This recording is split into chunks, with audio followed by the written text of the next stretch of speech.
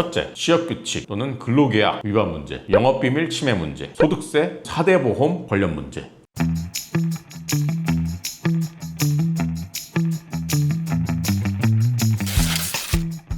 안녕하세요. 법아저씨 손우창 변호사입니다. 요즘에 물가도 오르고 본업 플러스 다른 직업을 택하시는 엔잡러가 많이 늘고 계시잖아요. 투잡에 대해서 얘기를 나눠보고자 합니다. 공무원이나 공공기관에서 근무하시는 분이 아니라면 투잡 자체가 불법은 아니에요. 다만 이제 본업 회사에 투잡을 금지하는 규정이 따로 있다면 내부 규정 위반은 될 수 있겠죠. 주거비도 오르고 생활비도 많이 올라서 직장인들이 주말 알바나 투잡을 선택하시는 분들이 많다고 그러더라고요. 10분 중에 3분 정도가 투잡에 종사하고 있다고 들었습니다.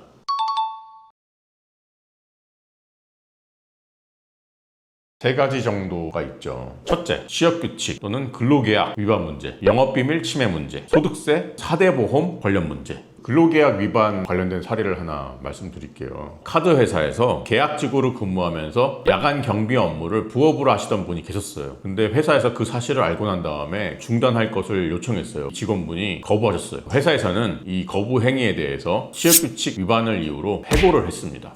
이 직원분은 당연히 이제 해고가 부당하다는 이유로 소송을 제기했죠. 근데 법원에서는 본업에 영향을 줄 수도 있고 이러한 경업 중단 요청을 거부한 것은 회사의 정당한 지시를 거부한 것이다. 법원도 정당한 해고라고 인정한 사례가 있습니다.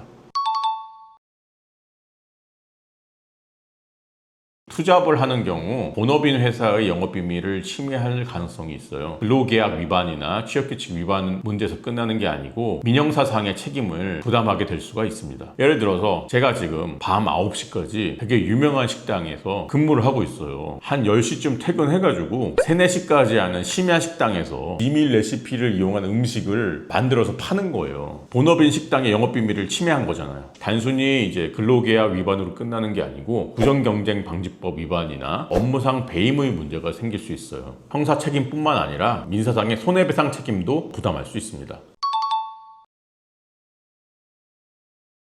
투잡을 하시게 되면 당연히 소득 증가를 위해서 하시는 거니까 소득이 늘다 보면은 국가에 납부해야 되는 세금액도 늘 수 있고요. 그 과정에서 이제 4대 보험으로 국가에 납부해야 되는 금액도 증가할 수밖에 없거든요. 여기서 끝나는 게 아니고 세금 신고나 4대 보험 납부 과정에서 자기가 투잡을 하고 있다는 사실이 본업인 회사에 밝혀질 수가 있어요. 그걸 조심하셔야 됩니다. 고용보험 같은 경우에는 원칙적으로 중복가입을 허용하지 않고 있어요. 겸직인 회사에서 똑같이 이제 고용보험을 가입하려고 한다면 고용보험공단에서 보험액 조정을 위해서 본업인 회사에 통보를 할 수도 있거든요. 그러면 뜻하지 않게 투잡을 뛰고 있다는 사실을 발각되는 거죠. 국민연금과 건강보험은 소득금액 합산 금액을 기준으로 산출이 되고 특히 건강보험의 경우에는 근로소득 외에 추가소득이 2천만 원을 초과할 경우에는 할증이 발생하고 공단이 본업회사에 소득조정 통보를 할 수 있습니다. 연말정산 시 근로소득은 본업회사에 제출하는 소득증명서로 합산됩니다. 본업회사가 소득 변동을 눈치챌 수가 있어요.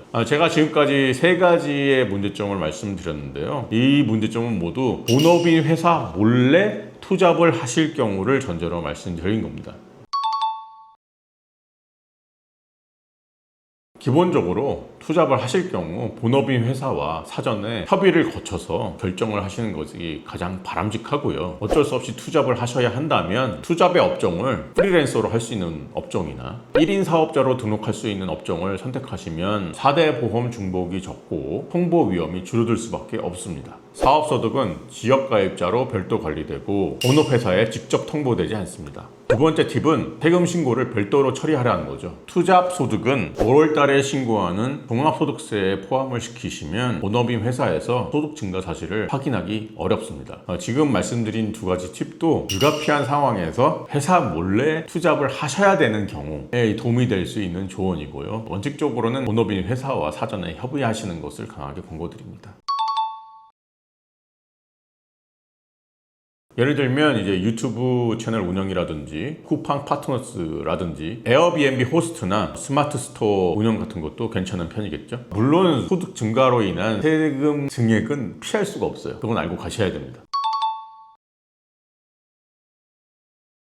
택배나 대리 운전 같은 경우에는 일과 시간 이후에 장기간 노동이 이루어지는 경우가 많잖아요. 그러다 보면은 당연히 수면 시간이 줄어들 수밖에 없고 본업인 회사의 업무의 집중도가 떨어질 수밖에 없고, 그러다 보면 안전사고도 발생할 수 있잖아요. 회사 측 입장에서는 업무 효율이 떨어지는 것뿐만이 아니라 안전사고가 발생할 수 있다는 거에 대해서 더 싫어할 수도 있어요. 회사 대표 입장에서는 이제 중대재해처벌법 위반 여부가 문제될 수 있거든요. 자기가 법적 책임을 물어야 될 여지도 발생할 수 있기 때문에 택배나 대리운전 같이 심야 늦게까지 진행되는 투잡의 경우에는 회사에서 별로 안 좋아할 거예요.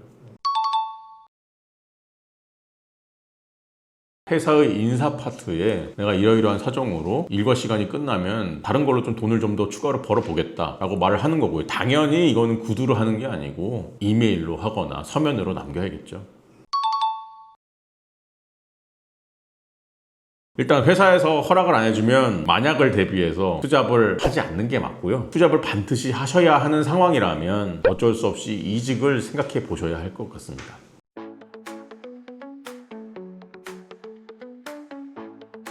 가장 중요한 건 회사의 허락이고요. 회사의 사규, 영업비밀 침해 여부, 세무 문제까지 종합적으로 고려한 다음에 투잡을 하실지 여부와 투잡의 업종을 결정하실 필요가 있습니다. 앞으로도 여러분들에게 도움이 되는 정보를 드리기 위해서 열심히 노력하겠습니다. 감사합니다.